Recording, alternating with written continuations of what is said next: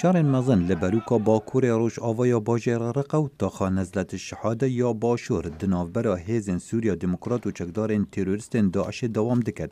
هیزن سوریا دموکرات دبیجن به دهان چکدارن داعش دوان شران دا هاتن کشتن. ریبره که هیزن جواکا لشکری آشوری دازانین که اگرین پیشوچونن سس به تکتیک شر داعش و بکار اینانا سویلان و گریدایا.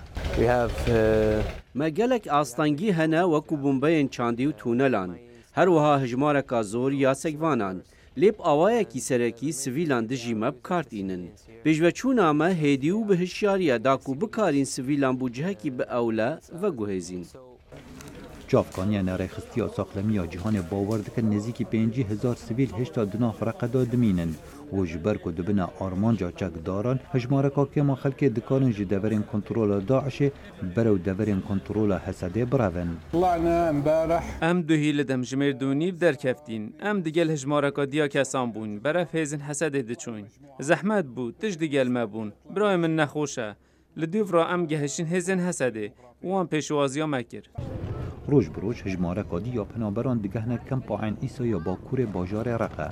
گازندوانیا سرکی که ماسیم پیدوین جانه و گرمیا سقایه.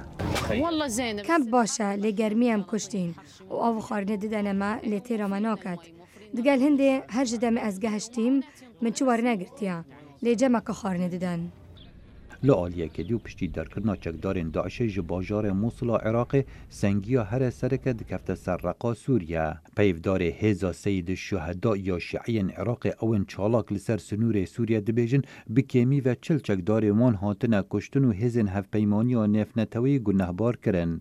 پیفدار هزن هف پیمانی برای برایتی امریکا کلونل راین دیلون افتاوانه رد کرد. رنگ افتولی بونا حزاب بهرک جبریکانی دنابرا هیزن حکومت سوریا و آلین دی بو کنترول کرنا باجر دیر زوریا استراتیجی. از باور ناکم استراتیجیک باشه لسرخوا بگهینه دیر زوری.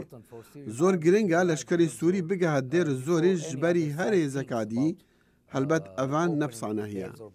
گهشتنا هیزن حکومت سوریا به هیزن شیعین عراق اوین ایران پشتوانیا وان هر دوکان دکت جه نراحتیا هف پیمانیا نفنتویه که در رول ایران لحره ماروشالات ناوین قایم تر بکد.